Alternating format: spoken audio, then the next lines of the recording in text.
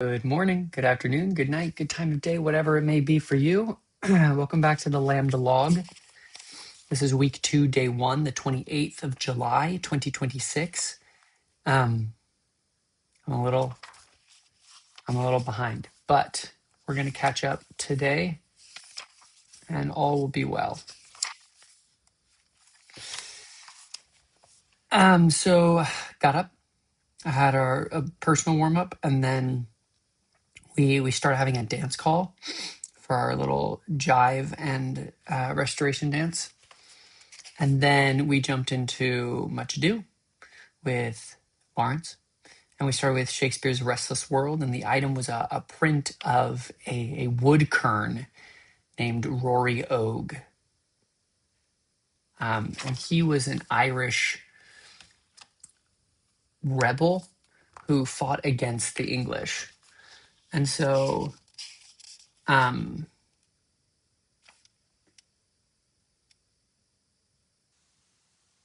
nationalities and humor have always been exploited.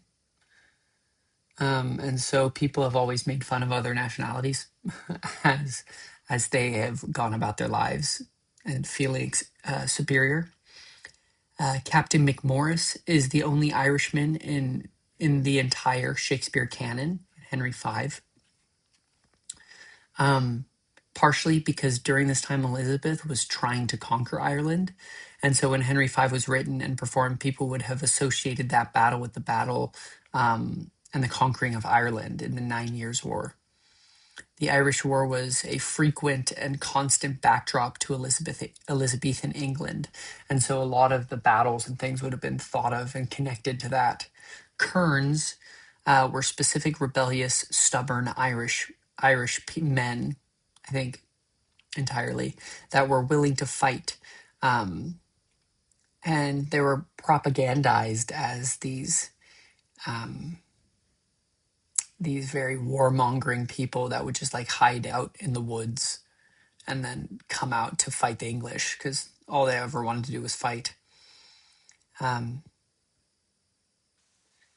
And it also said that the rest of the English wanted, the rest of the Irish wanted England as their sovereigns and wanted England to rule them, but because of these pesky kerns, they couldn't.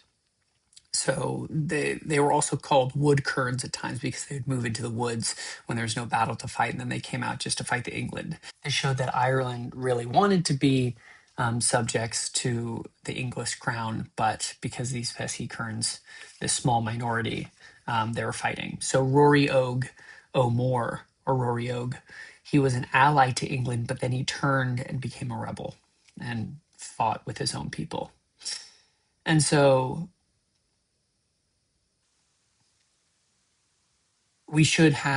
moving forward into rehearsal, we should have the whole play done by the end of the week. So we continued working on our feet. So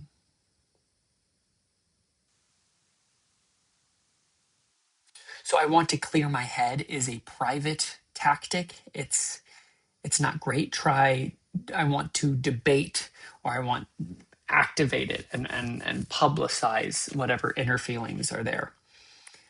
Bring the private thoughts and feelings out publicly. We block the goal where we trick Benedict into thinking Beatrice is in love with him. And luckily, we get to play the silliness of the scene when it's stupid and when it's comedic. If it's serious, then you have to really find the truth of everything. But if it's for comedy, then you can be stupid with it. And we had a little tea break, and we started learning the funeral hymn with Graham. And he wrote a little music for it. And let's see if I can.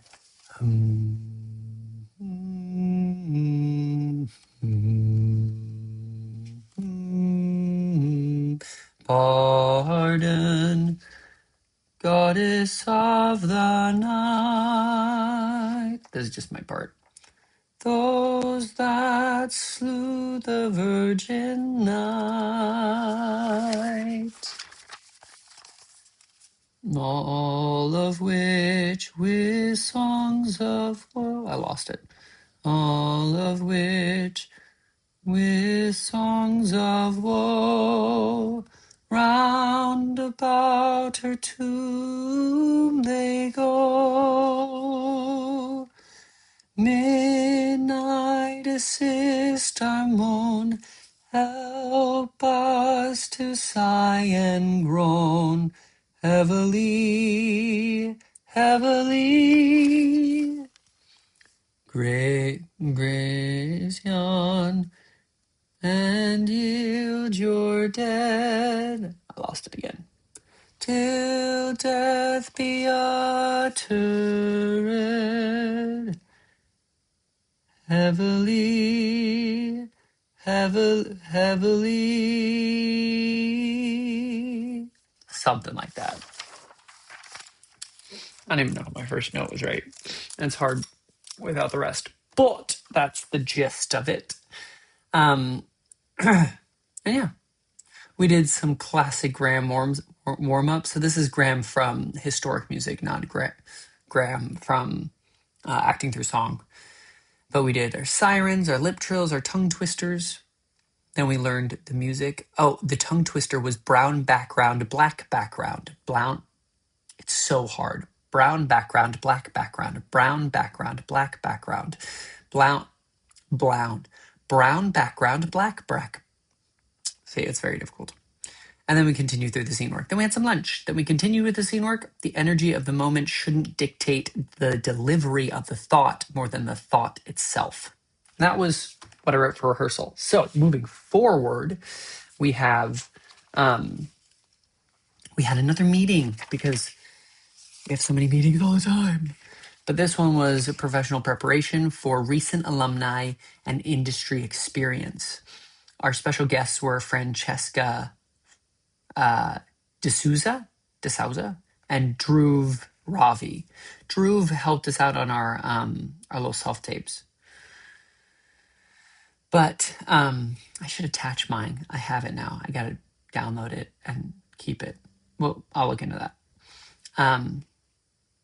So this is life after graduation. That's another name for it, not just industry experience. But Francesca is from London, and she has a very inside information as a Londoner and as someone who's been collecting a lot of information throughout. Dhruv is a talent visa, is on a talent visa with an American passport. Share your resources and opportunities. You can't look at this like a competition. We need to help each other. There's always a place for you, no matter how hard it is. Online document by Francesca with opportunities podcast, question answers, etc. She has this great online document that just has so many answers, and it is really, really nice. Do pay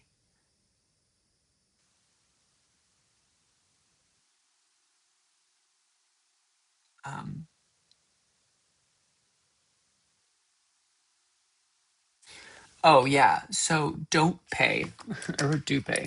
Don't pay loads of money to see casting directors. And if you do, try to find something cheap. And don't look at it as an audition. Look at it as a workshop, right? So it's not like, oh, I get to see the casting director. They'll see me and like me and cast me for something. No, it's going to be a little workshop, and it's just for you to work on your material. And then 70 pounds is ridiculous. Okay, some are reputable. Don't get scammed. Your skills need practice. Classes are so helpful. Be in a room and play. Community is crucial. Who's your go-to people? There is a spectrum of success in what we're doing. Self stuff and industry stuff. Okay, you can't just define something as success as just like getting into a movie or something, you know. Scratch nights are great for accountability. I can't remember what a scratch night is. I think social media is a necessary evil. It's really helpful. So curate your online presence and look at other people's. It's a great way to understand and learn things. Francesca is mostly London centered. Artist surgery is an interview to advise. So you can like set up an artist surgery with a specialist, and then they can like kind of break down and help you out. I need to set up my spotlight. It's time. I think I did. Well, I'm waiting to get approved, but I'm in the process. Jane is an incredible resource. We should use her. Stay in touch with your teachers and your people here. Support LAMDA work and your classmates' stuff. There are links to cheap theater, cheap rehearsal spaces. Go to workshops from tutors too. Like Michaela has a great clown workshop. Mishmash, 48-hour film, etc. There's lots of opportunities. There's mental health options too. Basically, Francesca was breaking down what her live document was. Equity is much cheaper and easier in London to be part of the Equity Actors Union. There are benefits from equity that you get even without being an equity member, such as like certain pay raises and things. And equity as a graduate has a discount, so you should just do it. How to pay rent, resources, choose a job that you still love, like your day job. Find something that you still enjoy. If you're doing it just for the money, you'll hate your life. 98% of actors don't make most of their money from acting.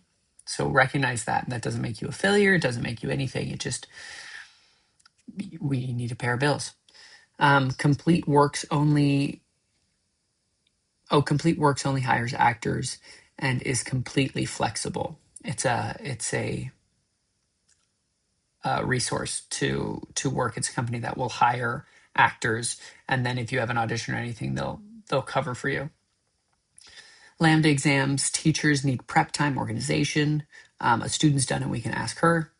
Sharky and George is a party setup for like rich folk, and like they'll sometimes fly you across Europe, and then you'll set up a party and come back. Work to your strengths, like your undergrad positions, an ability, and look for something with an ability to grow. Productions side of film, and then things where you can find good stuff. It's not about what you know, it's about your work ethic. It's not about what you know, it's about your work ethic, and it's who you know. Create a spreadsheet about the shows you see and the casting directors and production people. I have my spreadsheet. Excuse me. But it doesn't have the casting directors and production people on it. So maybe I need to start adding that. Don't gatekeep, be everyone's friend, and share your stuff. Then Dhruv, so he's got his global talent visa, and this is how you get the visa.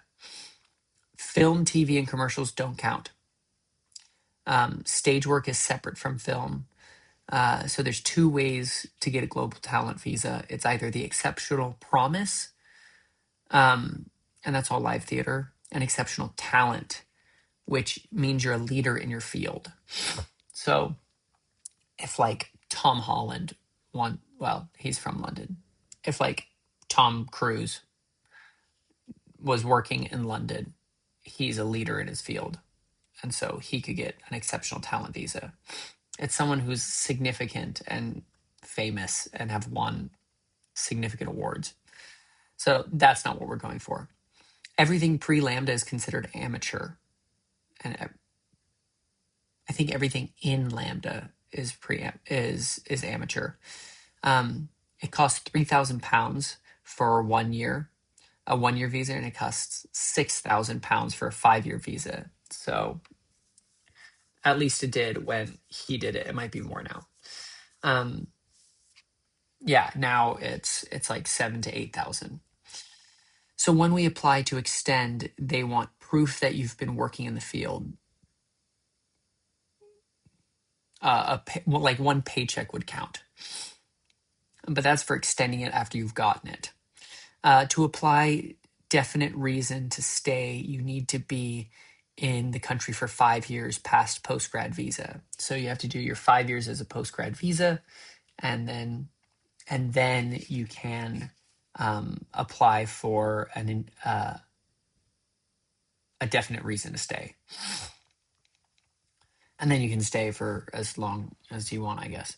Guide for Global Talent Visa and Application and Arts Culture is online and it's super helpful. Make sure you find the most up-to-date one. All applicants need 3 letters of support, from people of upper management. 1 letter is from LAMDA. That's Mark. That's our main guy. 2 can be from the USA, some professional work you've done, and 3 can a person of expertise. Diversify in various countries is great. It's tied to work. It's not personal relationships. And you gotta talk a big game about why you are individual, why you're special. Number 2 is 10 pieces of supporting evidence. So it can't be more, but it could be less. But try to make it 10. 10's best. Don't give them a reason to say no. Must be live theater and dated. International awards are great. Media recognition. So of these three, you need 2 of the 3: international awards, media recognition, and proof of appearance. And so it could theoretically all be from one project. Drew did all of his from 3 different projects. You can do like Camden Fringe, but invite reviewers and stuff so that there's a review. Edinburgh Fringe, then invite reviewers. Yeah. You can call in and see if it works. Like you can call them and say, "Hey, will this be accepted?" Proof of appearance can be programs, advertisements, posters with details. Make sure your name's on it. Big up your good bits, right? It's such a grind in the U.S. and it's such a job, but not as much in the U.K. And hassle doesn't mean to work nonstop. Protect your peace and push yourself. The doors are there. You just have to be bold enough to walk through them. The grad visa is worth it if I see. Oh, I asked Drew individually at the end. I was like, I'm going home in October. Is it worth it for me to even apply for the grad visa? And he said, if I see myself in the country at any point, then it is. So I just need to pray and look into it. But yeah, that was day 2. So cheery, happy, good moment. Shout out Sandridge. I will. See you in a moment. Enjoy. Happy day. Happy life. I feel like I don't have a button to end this. Bye bye.